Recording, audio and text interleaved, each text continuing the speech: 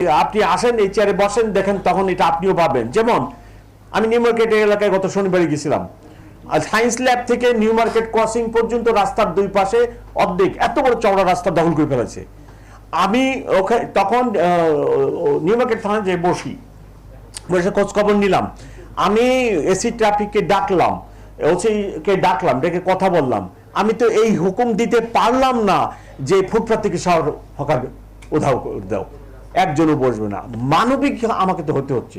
আমি তো একটা হিউম্যান বিইং। আমি কি এই লোকগুলা ফুটপাতে বসে 300, 400, 500 টাকা ইনকাম করে তার পরিবার নিয়ে আছে, আপনি রাতারাতি তাকে বলবেন গেট আউট, এখানে বসতে পারবো না? আমি কি একটা মানুষ না? অমানুষের মতো একটা হুকুম আমার পুলিশকে দিয়ে বাস্তবায়ন করে ফেলাবো? আমি কি বললাম? আমি বললাম, হুকুম দিলাম, আমাকে তাদের দিকেও তাকাতে হচ্ছে, আপনার দিকেও তাকাতে হচ্ছে। আমি বললাম যে এই হকাররা ফুটপাতে বসুক। হকারদেরকে বলেন যে সে যদি এতটুকু 6 ফিট জায়গা নিয়ে বসে বা 4 ফিট জায়গা নিয়ে বসে, ওইটাকে 2 ভাগ হবে, একজন 2 ফুট আর একজন 2 ফুট। ফুটপাতে বসুক, তাদেরও রুটি রুজির ব্যাপার আছে। আপনার আনএমপ্লয়মেন্ট বেড়ে যাবে, তখন আবার ছিনতাইকারী বেড়ে যাবে, এক একটার সাথে একটা রিলেটেড, গরিব দেশে যা হয় আর কি। তো আমি তাদেরকে এসি সাহেবকে নির্দেশ দিলাম।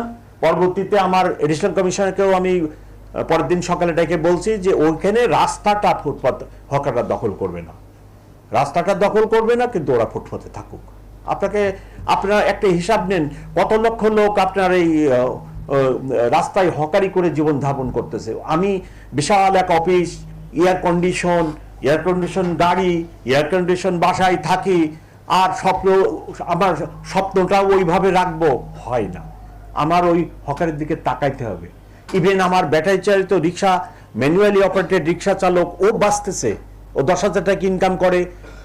রিক্সা চালকের গ্যারেজের উপরে দেখবেন শেড করা থাকে, গ্যারেজের উপরে ঘুমায়, নিচেই রিক্সা, ওখানে রান্না হয় ওনাদের লঙ্গরখানার মতো। ওই রিক্সা চালক ওইখানে 150 টাকা বা এরকম সামথিং দিয়ে 3 বেলা খায়। কুড়িগ্রাম থেকে আসছে, 10,000 ইনকাম হলে 2,000 এসে চলে, 8,000 কুড়িগ্রাম পাঠায় তার পরিবারটাকে সে লালন পালন করে। আপনার এইভাবে জিনিসটাকে আপনি আমাকে বলতেছেন মানবিক পুলিশ বানাইতে হবে, পুলিশ কমিশনারই মানবিকটা। পুলিশ কমিশনার একটা অমানবিক কাজ করে বেড়ায়। আমাদের কিন্তু এইসব ভাবতে হবে। আপনি বললেই হকার উঠাই দিলেন, ওর পরিবারটা আছে না, 4-5টা লোক নিয়েও চলে না। সো এই সকল বিষয়দের ভিতরে আমাদের একটা ম্যানেজমেন্ট গড়ে তুলতে হবে, যে ম্যানেজমেন্টের মাধ্যমে যাতে আমরা সামনে আগে যেতে পারি। ওরাও বাঁচুক, আমার গাড়িও চলুক, আপনারাও চলেন, সবাই সম্মিলিতভাবে শেয়ারিং করে কত টাকা ভালো থাকা যায়।